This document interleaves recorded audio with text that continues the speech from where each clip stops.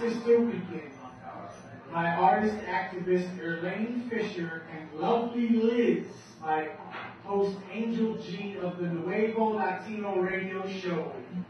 Elizabeth Rivera de Garcia is a poet, spoken word artist, actor, and founder of MyPeopleProductions. She made her poetic debut at the Nuyorican Poets Cafe in Lady 1 for Banana Puddin Jazz and was invited again for Lady 2. Elizabeth has collaborated with jazz singer Rome Neal for the Brooklyn Jazz Festival and has performed with Jazz Mojo at the Bowery Wine Co.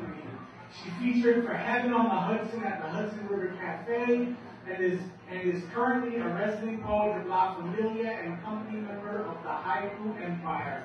Put your hands together for Elizabeth Rivera de Garcia.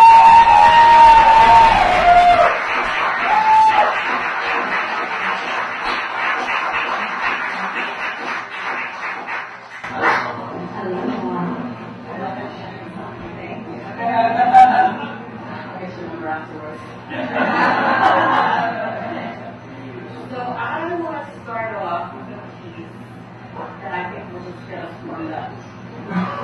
So this is We Make Love Like Music.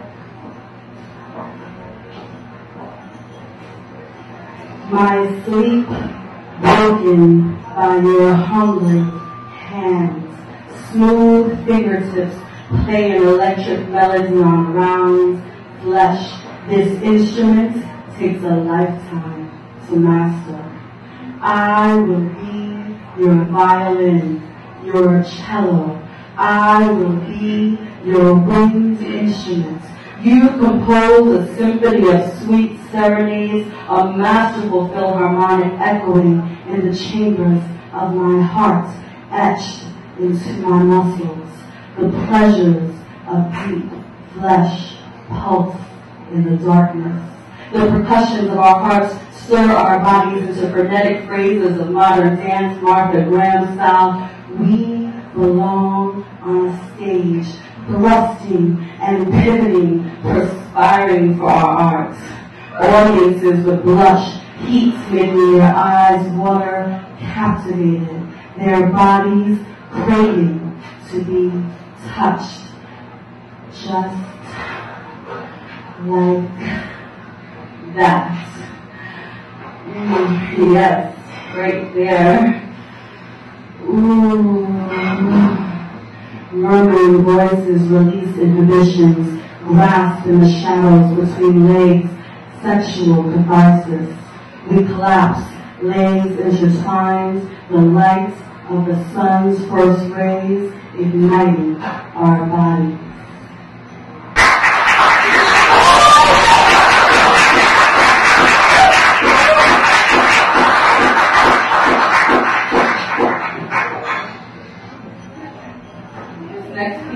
Called Experiencing Her. It's a short erotic story.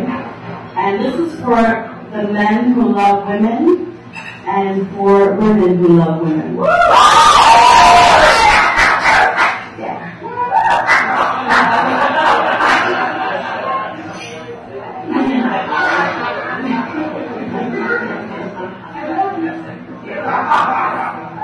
Are you ready? Yeah. Very functional, okay? Very functional. Her lips were soft like the petals of the unnamed flowers we picked off trees on our walk. Her cheeks flushed pink when I played with her long, dark curls, wrapping them around my sticky fingers. It was our first kiss, built on hours of conversation and exploration of our unexpressed passion. Kiss me again, she said, leaning into my body. The scent of coconuts, vanilla, and the summer evening of sleeping blossoms enveloped us in a cocoon of heated intention. Our lips met slowly and very deliberately. Our tongues touched and fondled. Her saliva and tongue made me want to reach between her legs under her silk skirt. Instead, I placed my hands on her shoulders, my fingers pressing into her smooth flesh. She responded to the intensity of the touch with a low hum that vibrated. in my mouth. I whispered Pablo Neruda poems in her ear as her hands, so soft, spread over my chest. Bum bum, bum bum, bum bum. She sang my heartbeat and stepped back. Her eyes were dancing twin flames in the candlelight, and her skin glowing was revealed as she slowly bunched her skirt up. Fuchsia lace over waxed skin for a second of a glimpse, a tease, and then she let the skirt drop back down, draping her round thighs. She smiled, turned around, kneeled on the sofa, gathering her thick hair to the front of her shoulder, her back expecting me. I traced the buttons on the back of her blouse with my tongue until I reached the space of skin between her blouse and skirt.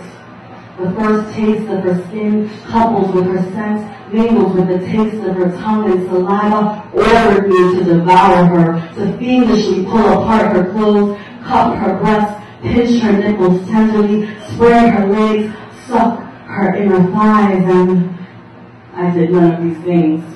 I held myself back, drinking in her anticipation as I breathed on her wet skin. Slowly I unbuttoned her blouse, kissing the skin exposed. Her breath was deep and exhaling. Her blouse dropped to the side.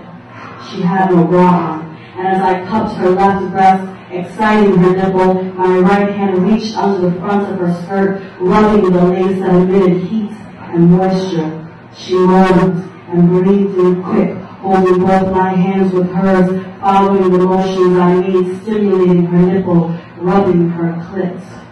I swallowed her neck, sucking hard, demonstrating what I could do with my tongue, quickening and intensifying the motions. She reached forward, gripping the back of the leather sofa, arching her back, the skirt lifting. I pulled it up even further and with my teeth pulled down her lace panties and threw them across the room. She shuddered when my tongue found her from behind. I gripped her legs as I explored her, my tongue reaching inside of her, my lips on her heated flesh. My hands reached her breast as I sucked, licked, and exacerbated her senses. Oh, yes. Yeah. She whispered and touched herself, played with her clitoris, and convulsed slightly when I would stop and blow on her. I turned her around roughly, kissed her deeply so she could taste herself. My fingers were inside of her now. She was so wet. My mouth found her right nipple, my left hand caressed her left breast, my right hand was thrusting in and out of her. She was pleading with me. Don't stop. Oh, please don't stop. She was touching herself again, murmuring. She grabbed my hair with her other hands, and together we pulsed, throbbed, and convulsed as one hungry beast. We collapsed, keeping rhythm with each other, until she cried out, my fingers still thrusting inside of her, my teeth biting her full lower lip. She squeezed my hands with her legs and released. We kissed ferociously, animalistic. The pleasures we just experienced burning into our flesh. Her breath grew soft, and I played with her hair, kissed her arm, traced her lips until I fell asleep on her pillow of curls.